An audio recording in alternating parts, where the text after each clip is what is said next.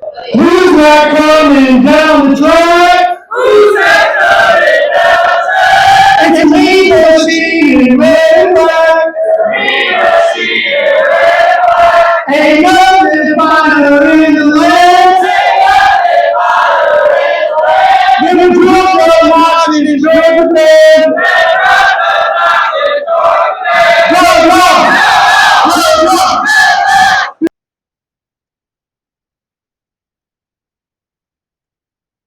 What's up, y'all? This is John, and Mike. Mike is not here with me tonight. Back for another episode of the Nothing Finer podcast. Tonight, we are talking to Chris Phillips from SEC Unfiltered about the first SEC conference game of the season, South Carolina, Kentucky, this weekend in Lexington. How you been? John, I've been well, man. We're staying busy. Obviously, really excited that football is back, and week one was a massive success. We're also on the SEC Unfiltered tour right now. So yours truly going to a different city essentially every single weekend. Week one, the stop was Gainesville, Florida, and we had a great weekend outside of the game being a dud, obviously. Florida got thumped pretty good, but going to Charlotte this weekend to watch Tennessee and NC State. And actually, John, in a couple of weeks, man, we'll be down in Athens. So I forgot to tell you that. We'll be at the Georgia-Auburn game, I believe. It's going to be the stop for us in Athens this year. So looking forward to it, man. It's a lot of fun, and we're having a blast, me and our entire team. So, yeah, man, excited to be chatting with you. Yeah, no, I look forward to hopefully finally meeting you in person in October. Well, make it happen. Yeah, well, absolutely, man.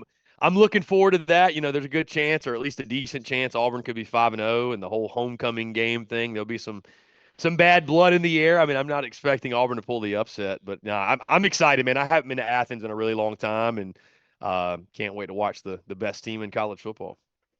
Awesome. So we're talking about South Carolina, Kentucky, mostly South Carolina, but how much did the weather play a part in South Carolina's game last week? I would say none at all, to be honest. I mean, I know there was a weather delay, and so maybe you attribute, you get into a delay and you get into a funk, but I don't think from a standpoint of I think the field was in pretty good shape. I don't think a wet ball really played much into a factor there. To be honest with you, John, I think South Carolina didn't play well. I mean, I just or at least maybe if that's who they are, that's even bigger problem. But um, there were more struggles on the offensive front protecting the quarterback and opening holes for the backs. Lenoris Sellers is a young quarterback, and you saw him struggle as you would expect a young quarterback to do so. And then, John, the thing I think is the bigger problem is what's around him. They just don't have playmakers. They don't have, at least we haven't seen them yet.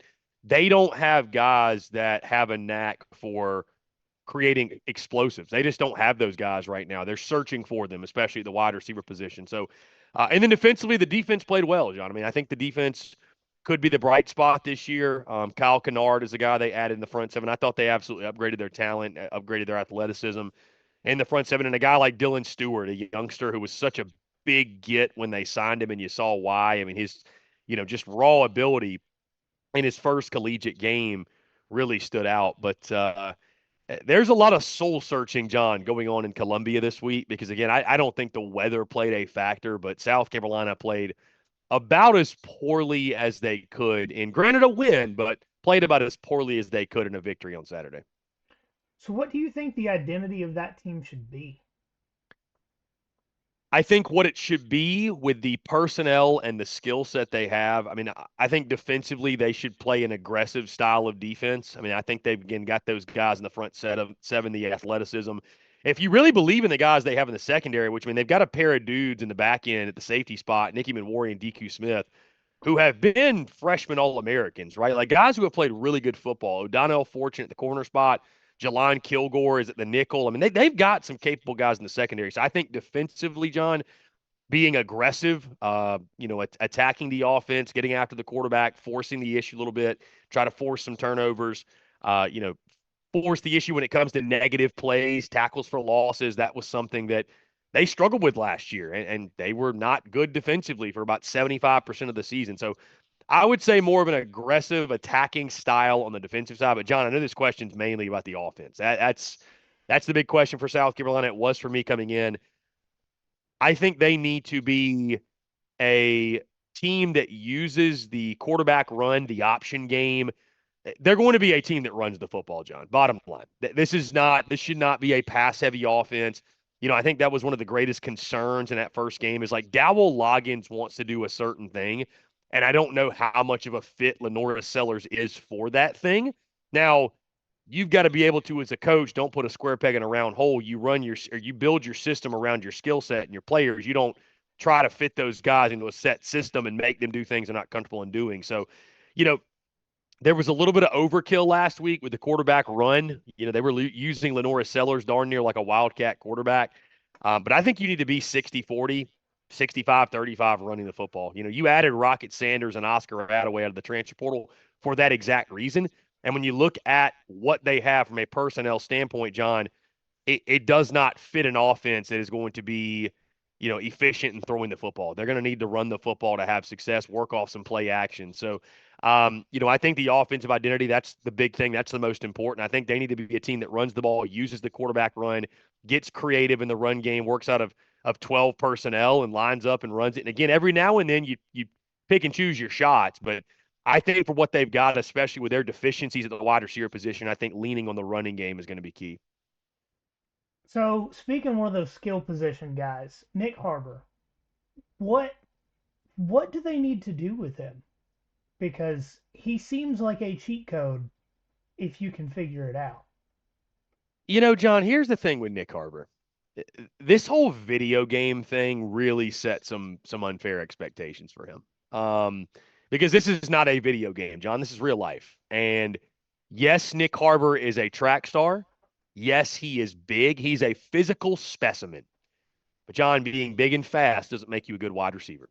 Now, am I saying if he were in a different offense under a different coaching staff with a different offensive coordinator, would they find ways to use him and scheme him open and scheme him in the game and get him touches? They probably would. Listen, I'm not high on South Carolina's offensive coordinator. I will not shy away from that. But I think at the same time, too, and they knew this when they signed him, this is a kid that's committed to track. He is you could damn near call him, and I think it's fair, he's a track first guy. He missed the entire spring running track. And listen, you saw last year, he had flashes, but he was very, very raw, right? Very, very raw at the receiver position. John, the only way to get better as a football player, better as a football player, better as a football player, better as a football player, better as a football player, better as a football player, better as a football player, better as a football player, better as a football player, better as a football player, better as a football player, better as a football player, better as a football player, Recording stopped. better as a football player, better as a football player, better as a football player, better as a football player, better as a football player, better as a football player, better as a football player, better. Okay. All right, so before we had some technical difficulties, you were talking about Nick Harbor, the best way to get better at football is to be a football player.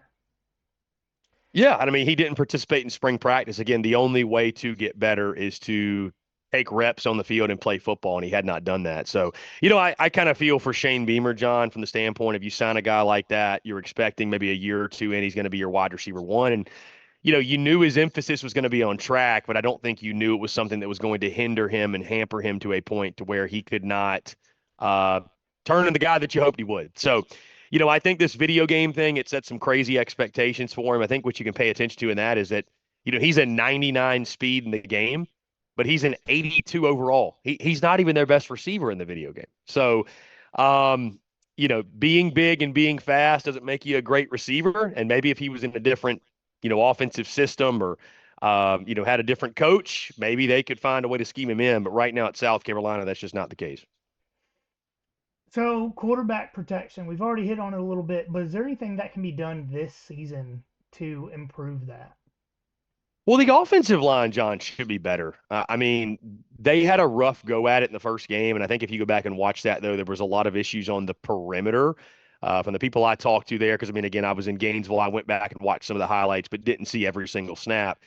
They felt like the offensive line actually did look slightly better. We'll find out a lot more this weekend against Kentucky, how far of strides they've taken. But, we'll see. I think, John, at some point, who you got, I mean, I don't, and they should be better. They had a couple guys last year that were freshmen they put in that was baptism by fire, if you will, but just putting them in, starting as freshmen. So they should take a step forward. They can't be as bad as they were last year, but how big of a step they take forward, I think John's going to control a lot of that team's ceiling. So they've got guys with talent. I don't think there's really any excuse for it to not click this year.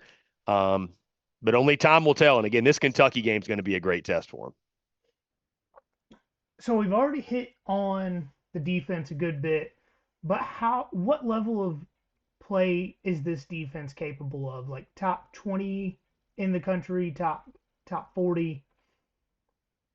I think it can be a top 40 defense. I'm not ready to say top 20. I would maybe say top 50 even because they were just so bad last year.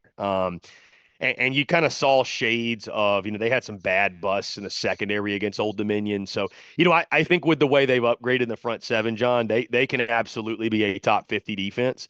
Again, I'm not ready to say like top 25 until I actually see it in action. And let's see them go out against Kentucky and create some turnovers and make some big plays. Let's see them go out against an LSU at home and have a solid outing. But they absolutely upgraded the athleticism in the front seven. I like the guys they add in their defensive front. They've got veteran guys. I mean, linebacker Debo Williams is somebody who I think is a really underrated player in this league.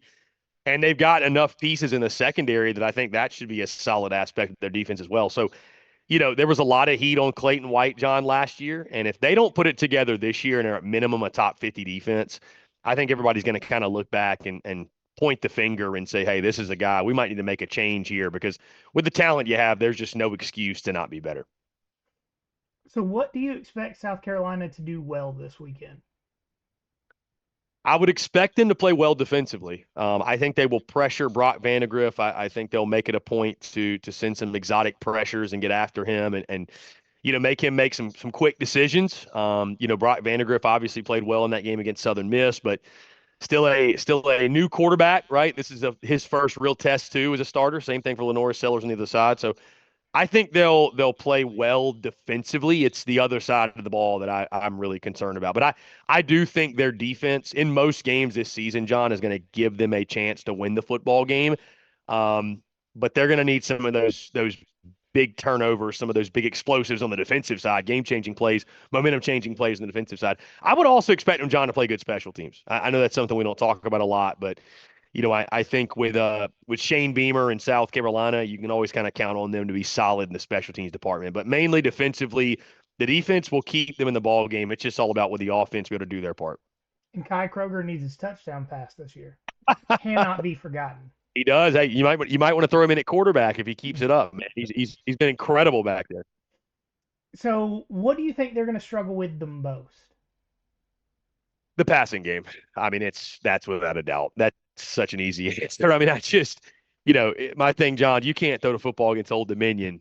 I mean, this Kentucky defense is salty. They are really, I think they're the real deal. I mean, at all three levels, John, they've got Deion Walker in the middle, who is one of the most feared defensive linemen in the conference. They've got your boy, Jamon Dumas Johnson at linebacker, who everybody just conveniently forgets. This dude is an all SEC caliber linebacker. I know that obviously at Georgia, the competition was such to where, he felt it was best to move on. But I mean, this dude is all conference. He is a legitimate stud when he's healthy. He was working his way to All-American last year before he got hurt. Yes, exactly. So, I mean, he's the real deal. And then you got Maxwell Harrison at the corner spot, who's an NFL guy. So at all three levels, man, they've got dudes. And so I think that, I think that the passing game specifically, I think it's just going to be really, really tough for them to move the football through the air. I think, again, I think they lack playmakers on the outside. I think Joshua Simon, the tight end, is a player to watch this week. I think he can emerge as a key impact player for them. I think they need him to step up in the passing game. But when it comes to just conventional passing game, especially if South Carolina isn't running the football at a really effective clip, and they're getting in third and longs, kind of your predictable passing situations, I think it could get really, really difficult. I think that's where, John, you could see, a Lenore Sellers maybe trying to do a little bit too much and feeling the heat, and that's where a couple of interceptions come in, and then the game can get a little sideways. So the thing I think they'll struggle with more than anything is the passing game. Until I see otherwise, I think this could be one of the worst passing offenses in the conference this year. So, are you down to pick some games with me real quick? Yeah, let's do it, man. Let's pick some games. Love to. All right. So we got 4 games we're talking about. I'm going to give you the spread and the over-under. You can pick either of those or just straight up. First one, Texas at Michigan. When I checked, Texas was 7.5 point favorite, over under 42.5. So I'm picking Texas in this game straight up. I have them 24-14. So I'll take Texas and I'll take the under in this game. I think it's going to be lower scoring. Again, Michigan's very similar to what I was just saying about South Carolina. I just don't know how they're going to throw the football. And at some point, you're going to have to throw it. I think this is a really tight ball into the fourth quarter. I think like something like 17-14, Texas punches a late one in. I think they'll have the chip on the shoulder, wanting to prove they're kind of SEC ready, and they got the physicality to go in and win a game like this. And Michigan's still elite defensively, so I think that's what keeps them in it, keeps it really close. But I think Texas is the better team, top to bottom, and I think they get the job done. So I'll take Texas straight up and the under in the game. All right, Arkansas at Oklahoma State. Last I checked, Oklahoma State 7.5 point favorite, over under 62.5. Yeah, I've got the over in this game, John. I also will take Hogs plus 7.5 because I'm picking Arkansas to win this one straight up. Uh, I'm nervous about it. I'm not going to lie to you, John. I'm nervous as hell, but I'm embracing the Hog. I know it was Arkansas Pine Bluff, but I loved what I saw from Taylon Green and the offense. Listen, we couldn't go 10 for 10 on touchdown drops in the freaking video game. So, like, what they did was crazy. Like, really, truly. I think Taylon Green's playmaking ability with his legs will be a difference maker. I think Arkansas's got more weapons at receiver than people realize with guys like Isaiah Satania, Andrew Armstrong, Tyrone Broden. They've got some dudes on the outside. Haas, the tight end. They've got some playmakers. Also, love the running back. They picked up Jaquindon Jackson, who looked really good in week one, the Utah transfer.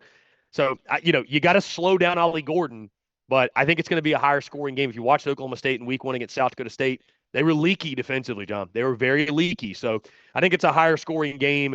Sam Pittman and company desperately need it, and I think they'll get it, man. Like I said, I'm embracing the Hog. It makes me nervous, but I'm banking on Sam Pittman and the boys to get it done. Yeah, we're in a very similar train of thought, and I was actually doing the research for that game right before we came on. Arkansas, it may have been Arkansas Pine Bluff. I am fully aware of the level of competition, but to only give up 7 yards rushing is still an insane stat. Yeah, yeah. I mean, that's pure. That's elite. That's elite. So I don't Yes. care who the opponent is. That's elite. Next game, the one you're going to be at, Tennessee at NC State. We got Tennessee 8 point favorite, over under 60.5, and it's not. This is the Duke's Mayo. Duke's Mayo Classic in Charlotte. Yeah, Bank of So America. it's in North Carolina, but not at NC State. Yeah, it's in North Carolina, but I tell you, man, I think it's going to be a Tennessee crowd. I just, Yep. you know as well as anybody, Tennessee fans travel. They travel Except to well. Athens. Except Athens. Well, it's been a tough place for them. But Charlotte's not that far, and I think the whole Nico factor. I think people are going to Mhm. travel to see Nico. Like I can't wait to see him in person. Um, so I've actually got the under in this game, John. Believe it or not, and that's more so because of Tennessee's defense.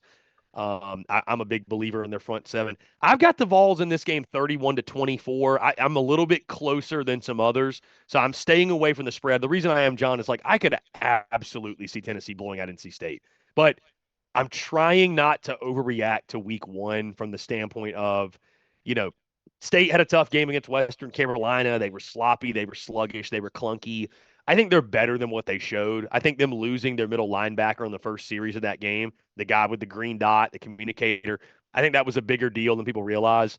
Um, I don't think NC State can keep up with Tennessee. I think Nico Iamaleava is going to be incredible. I mean, he's just got, man, it's that. And again, I know Georgia slowed him down or slowed down Tennessee, but that Heupel system, it's foolproof, man. I mean, it's as long as it doesn't rain, right? Is it's foolproof. So no, I think It is rain is just one of the excuses we've heard since that game. no, I think they're going to score in bunches, man. I think Tennessee's defense. I'm a big believer in their front seven. I think Grayson McCall is going to have a time dealing with James Pierce and the boys. So I'll take the under and I'll take Tennessee straight up to win it. All right, last game. Obviously, it's the one we just talked about. Kentucky versus South Carolina. Kentucky 10 point favorite, over under 42.5. So I'll tell you this, John. This is free game for you and everybody listening. Hammer the under in South Carolina games because I'm telling you, their offense stinks. Just flat out, their offense stinks, and I think this is going to be another really low-scoring game. If I had to go one side or the other on the spread, I would go Kentucky, but I will not be surprised if this is a one-score game, John. These games between Kentucky and South Carolina, they always seem to be close. It's kind of bred into a sort of a rivalry because Mark Stoops and Shane Beamer just hate each other. So it's that very, very low key under the radar rivalry. I am picking Kentucky straight up. I've got the Cats 23-10. I just don't see against that defense. And I'm someone, John, I had Kentucky going 8-4 this year. Like I'm high on the Cats. I like their roster. Spoiler for anybody listening, there's a slightly good to decent chance that we're actually in Lexington next weekend for the game against Georgia. I don't think they're that talented, but it could get interesting. But either way, I think they've got a good roster. I think they got a better roster than people realize. I think they've got a much better roster than South Carolina folks I've seen on social media realize this week. I think they're going to just smother that South Carolina offense. I think Lenora Sellers' first start on the road, first start in SEC play. I think he throws a couple costly interceptions, and I don't think Kentucky's great offensively. I think South Carolina's defense will keep them in the game as long as they can, but I just again I don't see how they're going to be able to score enough to win a football game like this. So I've got Kentucky 23-10, and I love the under. I took the under for the South Carolina game in week 1, John, and I mean it hit with ease. So I'm gonna play South Carolina unders until I don't have a reason to. That's what I was with Southern Cal overs last year, and then I hit it last week, and obviously that did not go well. I had the over in that game too, and I almost knew after LSU had that fourth down in the first drive and they got no points. You were like, that does not bode well for over bettors. No. I was sitting there doing the math in my head when the fourth quarter started. I was like, all right, so we need 4 touchdowns and 2 field goals. We needed overtime is what we needed. I was about to say, so pretty much every single drive is going to have to end in points and then probably go to overtime. And then it was like back-to-back punts, and I was like, all right, there it is. Let's enjoy it. Yeah, gambling, you got to love it. All right, we appreciate you coming on and talking to us. Let us know where you're going to be for that Auburn game if you make it out there. Yes. I do have a wedding to go to the Friday before. Luckily, my cousin knows us well enough that she planned her wedding for a Friday. But, I'm down. Let's hang out. Yeah, Georgia Auburn is definitely. I've got the tour in front of me, and again, I narrow down games every week. It's nothing set in stone, but I mean Georgia Auburn's the game that weekend, and also too week 12, Georgia Tennessee is about the only game. And actually too, I've now got an opening week 10. And you know what's week 10? And I wish the other side was good to make it interesting. World's largest outdoor cocktail party, and that's a game I've never been to, and it's kind of like one of those bucket list things, like you kind of have to experience that. So, anyways, I'll keep you updated. We'll obviously be promoting this every week when we go on these different tour stops, but Georgia Auburn for sure is going to happen, man. So let's definitely link up, man. I'll be getting in town Friday. Athens is only about an hour 45 from me, so I'll get in town on Friday and. Man, just enjoy one of the greatest cities on earth, man. Athens is a good time. I've been before. It's a good time. So we'll have a blast. All right, guys, make sure you go check out SEC Unfiltered, Facebook, YouTube, Instagram, Twitter, pretty much everywhere you can find any sort of sports content. SEC Unfiltered is one of the best sports pages on the internet. John, I appreciate that, man. Greatly appreciate you and all the dog fans tuning in. And let's definitely do it again soon, man, and absolutely link them in Athens. Yes, sir. I appreciate you coming on, and we'll talk to you next time. Yes, sir. We'll talk to you soon. Recording stopped.